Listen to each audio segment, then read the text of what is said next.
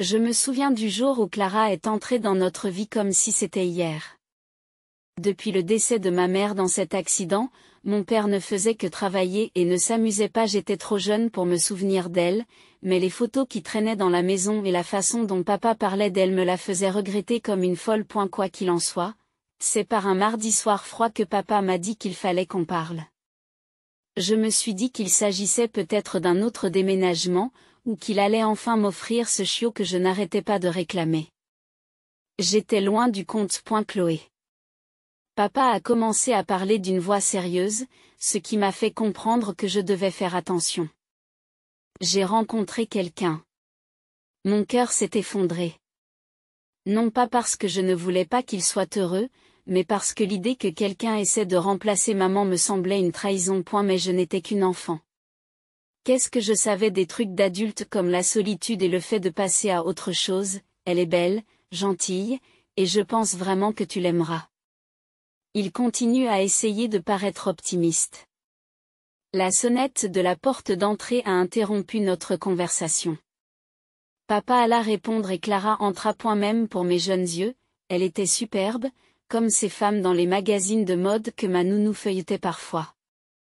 Mais c'est son sourire qui m'a surpris. Il n'atteignait pas tout à fait ses yeux. Chloé, voici Clara. Papa nous a présenté, la voix pleine d'espoir. Bonjour. J'ai murmuré, ne sachant que dire d'autre. Bonjour, Chloé. Tu es aussi adorable que ton père l'a décrit. Dit Clara, d'une voix douce, mais quelque peu distante. Ce soir-là, le dîner fut un peu gênant. Papa en faisait trop. Clara était poliment distante et j'avais envie de disparaître. La conversation s'est surtout déroulée entre papa et Clara, et j'ai ajouté un oui ou un non quand c'était absolument nécessaire. Alors, Chloé. Clara a fini par tourner son attention vers moi, avec un ton un peu trop sucré. Ton père m'a dit que tu aimais les animaux. Oui, c'est vrai. Répondis-je, pas vraiment d'humeur à discuter. Il faudra voir à t'impliquer dans des actions caritatives en faveur des animaux. C'est bon pour les jeunes filles d'apprendre la responsabilité, dit-elle, la suggestion ressemblant plus à un décret. Le père semblait satisfait de l'idée, mais je n'étais pas dupe. Je savais reconnaître les adultes qui disaient des choses pour faire la conversation. Le reste de la soirée s'est déroulé dans un flou de sourires forcés et de trop nombreux s'il vous plaît et merci. Après le départ de Clara, papa a voulu savoir ce que je pensais d'elle. Eh bien, elle est gentille, ai-je dit, ce qui était un code enfantin pour dire que je n'ai pas encore décidé si je l'aime bien, mais je ne veux pas te contrarier. Papa a ri, un son que je n'avais pas beaucoup entendu depuis la mort de maman. Donne-lui une chance, Chloé. Clara a aussi vécu beaucoup de choses. Elle comprend la perte comme nous. Dans les jours qui ont suivi, la présence de Clara est devenue plus prononcée. Ses affaires ont commencé à apparaître dans la maison et ses visites sont devenues plus fréquentes. À chaque fois, elle essayait de s'engager avec moi, me proposant de me coiffer ou de m'emmener faire des courses, mais tout cela semblait trop structuré, trop calculé. Et il n'y avait pas de chaleur, pas de connexion authentique. C'était comme si elle jouait un rôle plutôt que d'essayer sincèrement de faire partie de notre famille. Papa, pourquoi me regarde-t-elle toujours comme ça? Ai-je finalement demandé un soir, après que Clara soit repartie de l'une de ses visites de plus en plus régulières. Comme quoi, Chloé? Papa avait l'air perplexe, le front plissé. Comme si elle m'étudiait, qu'elle réfléchissait à ce qu'elle allait faire. Dis-je. En essayant de mettre des mots sur ce que je ressens. Papa soupire et se frotte la nuque. Clara essaie juste de trouver sa voie, de se rapprocher de toi. C'est tout nouveau pour elle, d'être belle-mère. Mais je n'ai pas demandé à être belle-mère. J'ai explosé, les mots étant plus durs que je ne l'aurais voulu. Le visage de mon père s'est adouci et il m'a serré dans ses bras. Je sais, ma fille. Mais j'ai demandé quelqu'un pour partager notre vie, pour apporter le bonheur qui nous manque. Donne-lui juste un peu de temps, pour moi, d'aussi loin que je me souvienne, j'ai toujours aimé les animaux. Chiens, chats, même les écureuils du jardin, je les aimais tous. Alors, Quand j'ai eu 10 ans, j'ai eu l'idée de faire du bénévolat au refuge local pour animaux. C'était le plan idéal. Je serais entourée d'animaux et je pourrais peut-être même faire la différence. Mais il y avait un obstacle de taille, Clara. Un soir, j'ai décidé de mordre la balle et de lui demander. Papa était absent, comme d'habitude, alors il n'y avait qu'elle et moi au dîner. J'ai poussé mes petits pois dans mon assiette, prenant mon courage à deux mains. Clara, je peux te parler de quelque chose? Commençai-je, la voix un peu tremblante. Elle a levé les yeux de son téléphone, ce qui est un miracle en soi. Bien sûr, qu'est-ce qu'il y a? J'ai pris une grande inspiration. Je veux faire du bénévolat au refuge pour animaux. C'est quelque chose qui me passionne. Clara a posé son téléphone, ce qui signifie qu'elle écoutait. Bénévole, hein? Et qu'est-ce qui vous fait penser que vous êtes prête pour ce genre d'engagement? J'ai été déconcertée par son ton. Ce n'était pas un soutien, c'était plutôt comme si elle me mettait au défi. J'aime les animaux et je veux les aider. Je pense que je peux le faire. Elle m'a jeté un regard qui m'a donné l'impression que je mesurais 1,50 m au lieu de 10. Le bénévolat est un travail difficile. Chloé. Ce n'est pas seulement jouer avec des chiots et des chatons toute la journée. Il faut être prêt à se salir les mains. Tu comprends ce que je dis? Oui, je comprends. Je n'ai pas peur du travail, ai-je dit, même si son ton me rendait nerveux. Clara a souri, mais ce n'était pas chaleureux. C'était plutôt comme si elle avait une idée, et je n'étais pas sûre qu'elle me plairait. Très bien, si tu es sérieuse, j'ai une proposition à te faire. Et si tu commençais par prendre plus de responsabilités à la maison? Montre-moi que tu peux t'en charger, et nous parlerons du refuge. J'ai hoché la tête avec enthousiasme, prête à accepter à peu près n'importe quoi à ce stade. D'accord, quel genre de responsabilité? Pour commencer, tu peux m'aider à faire le ménage. Prends soin de ta chambre, du salon et de la cuisine. Si tu y parviens pendant quelques mois, nous verrons pour le refuge. C'est bien. Dit Clara en reprenant son téléphone. N'oublie pas qu'il ne s'agit pas seulement de commencer, mais aussi de persévérer. Nous verrons comment vous vous en sortez. Les mois qui ont suivi ont été brutaux. Je nettoyais, époussetais et passais l'aspirateur tous les jours après l'école. C'était épuisant, plus d'une fois, j'ai voulu abandonner. Mais l'idée de faire du bénévolat au refuge m'a poussé à continuer. J'imaginais tous les animaux que j'aiderais et cela me donnait la force de continuer. Finalement, après ce qui m'a semblé être une éternité, j'ai approché Clara à nouveau. J'étais fatiguée, mes mains étaient rudeuses à force de nettoyer, mais j'étais fière de ce que j'avais accompli. Clara, j'ai fait tout ce que tu m'as demandé. Pouvons-nous parler du refuge maintenant? Elle m'a regardée, comme si elle évaluait si j'en avais vraiment fait assez. Tu t'es occupée des tâches ménagères, je te l'accorde. Mais Chloé, le bénévolat ne se résume pas à un travail acharné. C'est aussi une question de maturité, d'engagement. Es-tu sûre d'être prête pour ça? Ces mots m'ont fait l'effet d'une gifle. Après tout ce que j'avais fait, elle me posait encore des questions? Oui, je suis prête. J'ai prouvé que je pouvais assumer des responsabilités. S'il vous plaît, je veux juste une chance de faire la différence. D'accord, Chloé, je te propose un marché. Continue tes tâches ménagères, et ajoute à la liste le fait de préparer le dîner 2 fois par semaine. Si tu arrives à faire ça pendant quelques mois, on reparlera du refuge. D'accord, je le ferai. Mais tu dois me promettre que nous parlerons vraiment du refuge la prochaine fois. Nous le ferons. Dit Clara, même si sa voix n'inspirait pas vraiment confiance. J'ai donc ajouté le rôle de chef cuisinier à ma liste de tâches ménagères, apprenant à cuisiner, au-delà des macaronis au fromage. C'était difficile, et plus d'une fois, le dîner était à peine mangeable. Je n'ai pas lâché l'affaire, déterminée à arriver un jour dans ce refuge. À l'âge de 12 ans, j'avais déjà joué les femmes de ménage pendant 2 années consécutives. Et la promesse de faire du bénévolat au refuge pour animaux était la carotte qui se balançait devant moi et me permettait de continuer. Je marquais le calendrier, comptant les jours comme une sorte de prisonnière attendant sa libération. Enfin, le jour est arrivé. J'ai approché Clara avec un mélange d'espoir et de crainte dans les tripes. Clara, j'ai fait tout ce que tu m'as demandé. Est-ce que je peux commencer à faire du bénévolat au refuge maintenant? Ma voix tremblait un peu, montrant plus de nervosité que je ne le souhaitais. Clara se prélassait sur le canapé, feuilletant un magazine, comme si elle n'en avait rien à faire. Elle a levé les yeux, l'expression indéchiffrable.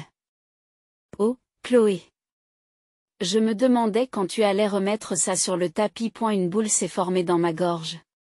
Son ton n'était pas prometteur.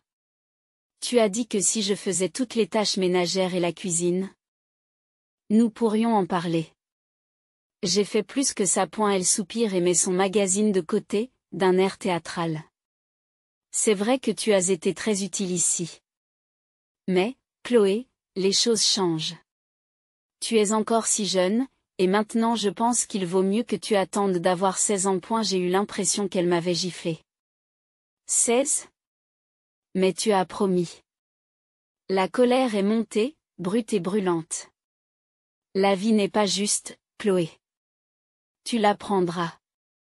En attendant, il y a un nouveau marché. Continue tes tâches actuelles et commence à préparer les repas pour toute la famille. Considère que ça fait partie de ton entraînement. S'entraîner à quoi? Pour devenir Cendrillon? Répliquai-je, incapable de cacher ma frustration. Les yeux de Clara se rétrécirent. Surveille tonton, jeune fille. C'est pour ton bien. Apprendre à gérer un foyer est une compétence précieuse. Je suis partie en claquant la porte, me sentant trahie et utilisée. Les mois suivants, j'ai gardé la tête baissée, faisant ce qu'on me demandait sans me plaindre. Mais le feu en moi ne s'est pas éteint. Il couvait, alimenté par toutes les exigences injustes que Clara m'imposait. Un jour, j'ai accidentellement surpris une conversation qui a tout fait éclater. Clara était au téléphone et racontait en riant comment elle m'avait convaincue de faire toutes ses tâches ménagères tout en continuant à prendre l'argent de papa pour la femme de ménage et la cuisinière. Et elle n'en a pas la moindre idée. Et cette naïve petite Chloé se tue à la tâche pour rien. Clara jubile. Mon cœur s'est emballé, la colère s'est transformée en glace. Je l'ai affrontée dès qu'elle a raccroché. Je t'ai entendu. Tu nous as menti, à papa et à moi. Tu as pris l'argent et tu m'as fait faire tout le travail. Pourquoi? Ma voix était ferme, alimentée par une fureur froide. Le visage de Clara passa de la surprise à la suffisance en quelques secondes. Oh, Chloé. Toujours aussi dramatique. Ce n'est pas comme si tu avais mieux à faire. D'ailleurs. Il est grand temps que tu apprennes que le monde ne tourne pas autour de toi. C'est ça. Je le dis à papa. J'ai tourné les talons, prête à dévoiler sa supercherie. Dès que papa a franchi la porte après son dernier voyage, j'étais sur lui comme une ombre. J'avais répété mon discours une douzaine de fois, mais quand il s'agissait de le faire, les mots se déversaient en un torrent désordonné. Papa, il faut qu'on parle, maintenant. C'est à propos de Clara. Je l'ai dit avant même qu'il n'ait pu poser sa valise. Et elle a eu l'air surpris, mais a acquiescé, m'entraînant dans le salon, loin des pionniers de Clara, qui brillaient par son absence, probablement en train de participer à l'une de ces interminables activités sociales. Qu'est-ce qui se passe, Chloé? La voix de papa était empreinte d'inquiétude, les rides de son visage se creusaient. C'est Clara. Elle nous a menti, en prenant l'argent que vous envoyez pour la gouvernante et la cuisinière, et en me faisant faire tout le travail à la place. Elle m'a promis quelque chose qu'elle n'a jamais eu l'intention de tenir. Je me précipite, la colère et la frustration que j'avais refoulées se déversent. L'expression de mon père s'est durcie. Je vais m'en occuper, a-t-il dit, avec une note de vol dans sa voix que j'ai rarement entendue. Et la confrontation qui s'ensuivit plus tard dans la soirée fut comme une étincelle dans la maison. Les voix s'élevaient, les mots étaient lancés comme des poignards, et pendant tout ce temps, je me tenais près de l'escalier, écoutant mon monde s'effondrer. La réponse de Clara était venimeuse, elle a d'abord nié tout ce qui se passait, mais a fini par retourner l'argument, en disant que j'étais ingrate et gâtée. Papa ne l'entendait pas de cette oreille. Et la dispute s'est terminée par la sortie en trompe de Clara, qui a claqué la porte derrière elle, laissant un silence presque pire que les cris. Après cela, les choses sont devenues insupportables. L'attitude de Clara à mon égard s'est transformée en quelque chose de froid et de dédaigneux. Elle rentrait tard, empestant l'alcool, et trouvait à redire sur tout. Ma cuisine, que j'avais laborieusement appris à améliorer, n'était jamais à la hauteur de ses exigences. Qu'est-ce que c'est que ce ratage? Tu veux que je mange ça? Ricanait-elle en repoussant son assiette. Mes tentatives pour garder la maison propre étaient accueillies avec le même dédain. Tu appelles ça propre? Refais-le. Ordonnait-elle en pointant du doigt une tache sur le sol, si minuscule qu'il me faudrait un microscope pour la voir. Mais la goutte d'eau qui a fait déborder le vase, c'est lorsque j'ai évoqué mon rêve de devenir médecin. J'avais gardé cette conversation pour un moment où je pensais qu'elle serait de bonne humeur. Je me trompais. Un médecin? Avec quel argent? Tu crois qu'on est fait pour l'argent? Clara a explosé, le visage tordu de rage. Papa, qui l'a entendu, est intervenu et une nouvelle dispute a éclaté. Elle ne dépense pas ton argent, Clara. C'est ma décision, et je soutiens le rêve de Chloé. Dit-il d'une voix ferme. Après cela, leur relation a touché le fond. Clara ne me parlait plus directement. Elle communiquait par le biais de notes autocollantes laissées un peu partout dans la maison, chacune d'entre elles étant un ordre pour une corvée ou une autre. En rentrant de l'école, je ne m'attendais pas à la scène qui m'attendait. La maison bourdonnait de bruit, la musique était à fond et des inconnus s'agitaient autour de moi, un verre à la main. Et la confusion et l'irritation s'affrontaient en moi tandis que je me frayais un chemin à travers la foule, à la recherche de Clara. Je la trouvai dans le salon, au centre de l'attention, dansant négligemment avec un type que je n'avais jamais vu auparavant. Clara, que se passe-t-il ici? Criai-je par-dessus la musique, ma frustration atteignant son paroxysme. Elle s'est arrêtée de danser? S'est tournée vers moi, un verre à la main, et a ri. C'était un son froid et sans joie. Oh, Chloé, ma chère. Tu n'as pas entendu? L'avion de ton père s'est écrasé. Il n'est plus là. Dit-elle, les mots décontractés, comme si elle parlait du temps qu'il fait. Mon cœur s'est arrêté. Qu'est-ce qu'il y a? Ce n'est pas drôle, Clara. Elle sourit en buvant une gorgée de son verre. J'aimerais plaisanter, chérie. Mais c'est vrai. Et maintenant, tout ce qui est ici. Elle fit un geste autour de la somptueuse pièce, est à moi. Et la pièce a tourné, et j'ai eu du mal à rester debout. Ce n'est pas possible. Murmurai-je, l'incrédulité et le chagrin m'envahissant. Les mots suivants de Clara ont été comme une gifle. Tu devrais commencer à faire tes valises, Chloé. Il n'y a plus de place pour toi ici. Et il n'y a plus personne pour te protéger. Elle ricana et retourna à sa fête. Je sortis de la pièce en titubant, l'esprit en proie à un tourbillon de choc et de chagrin. Je n'arrivais pas à digérer la disparition de mon père. Et Clara, elle était sans cœur. Je me suis enfermée dans ma chambre et j'ai décroché le téléphone, les mains tremblantes. J'ai composé le numéro du vieil ami de papa, Monsieur Jacobs, qui était un habitué avant que Clara ne prenne le contrôle de nos vies. Jacobs, c'est Chloé. J'ai réussi à dire, en luttant contre les larmes. Chloé? Qu'est-ce qu'il y a? Sa voix était pleine d'inquiétude. À travers les sanglots, je lui racontai tout. Il resta silencieux un moment avant de parler, le ton grave. Je serai là. On va régler ça ensemble, Chloé. Je ne savais pas quoi faire, à part suivre son conseil. J'ai préparé un sac avec mes affaires et documents les plus importants, tout ce dont je pensais avoir besoin.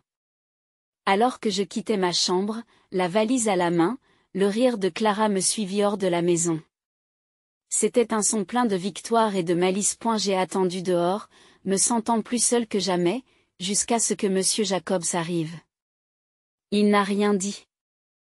s'est contenté de m'ouvrir la portière du passager, le visage figé. Assise en face de Monsieur Jacobs dans le café faiblement éclairé, j'avais l'impression d'être dans une sorte de mauvais rêve. Le bruit autour de nous s'est estompé, tandis qu'il me confirmait la nouvelle dévastatrice concernant mon père. Mon monde s'est écroulé sur place, les larmes coulant sur mon visage, tandis que j'essayais de comprendre tout ce qui se passait. Chloé, je sais que c'est difficile. Je suis vraiment désolé, a dit Monsieur Jacobs, d'une voix douce, en essayant de me réconforter. Je pouvais à peine parler à travers mes sanglots. Comment est-ce arrivé? Ma voix n'était qu'un murmure, étouffé par le chagrin. Et elle prit une profonde inspiration, se préparant à ce qu'il allait dire. Il y a autre chose que tu dois savoir. Ton père est venu me voir peu de temps auparavant, avant l'accident. Il avait des soupçons sur Clara, sur sa loyauté. Et elle a changé son testament. Chloé. J'ai levé la tête, essuyé mes yeux. Changer son testament? Qu'est-ce que tu veux dire? Il t'a tout légué, Chloé. La maison, c'est bien, tout. Il voulait s'assurer qu'on prenne soin de toi, a expliqué Monsieur Jacobs, ses yeux montrant un mélange de tristesse et de détermination. Et la nouvelle m'a frappé comme une tonne de briques. Papa savait? Et il essayait de me protéger, même de loin. Qu'est-ce qu'on fait maintenant? J'ai demandé, avec un mélange de colère et de détermination. Nous reprenons ce qui est à toi. Je suggère que nous appelions la police et que nous allions à la maison. Je serai à vos côtés à chaque étape, a déclaré Monsieur Jacobs, en attrapant déjà son téléphone. Lorsque nous sommes arrivés à la maison, la police était déjà là. Ils attendaient. Mon cœur battait la chamade lorsque je suis sorti de la voiture, la réalité de la situation s'imposant à moi. Jacobs était à mes côtés lorsque nous nous sommes approchés de l'entrée, où Clara se tenait, entourée des restes de sa fête. Un air choqué sur le visage. C'est ma maison maintenant, Clara. Tu dois partir, ai-je dit, la voix plus forte que je ne le sentais, poussée par l'injustice de la situation. Clara a ri, un son creux, essayant de masquer sa peur. Tu crois que tu peux me mettre dehors comme ça? C'est aussi ma maison. Le testament dit le contraire. Tu n'as aucun droit sur cette maison. Il est temps pour vous et vos invités de partir, intervint Monsieur Jacobs, son ton ne laissant aucune place à l'argumentation. Le visage de Clara pâlit, ses yeux se tournent vers les policiers. Elle sait qu'elle a perdu. Sans un mot de plus, elle rassembla ses affaires et ses invités firent de même, réalisant eux aussi la réalité de la situation. Après leur départ, le silence de la maison est assourdissant. Ce n'était pas une victoire. C'était le début d'un long chemin vers la guérison. Jacobs m'a aidé à organiser un petit adieu respectueux pour papa, quelque chose qui honore l'homme qu'il était. J'ai également commencé un livre de souvenirs, que j'ai rempli de photos, d'histoires et de petites notes sur papa. C'est devenu ma façon de le garder près de moi, de me souvenir des bons moments et de ne pas laisser la douleur de sa perte éclipser l'amour qu'il avait pour moi. Les années ont passé, et la vie a eu sa façon d'avancer. J'ai obtenu mon diplôme de fin d'études secondaires avec des notes suffisantes pour me permettre d'entrer à l'université de médecine.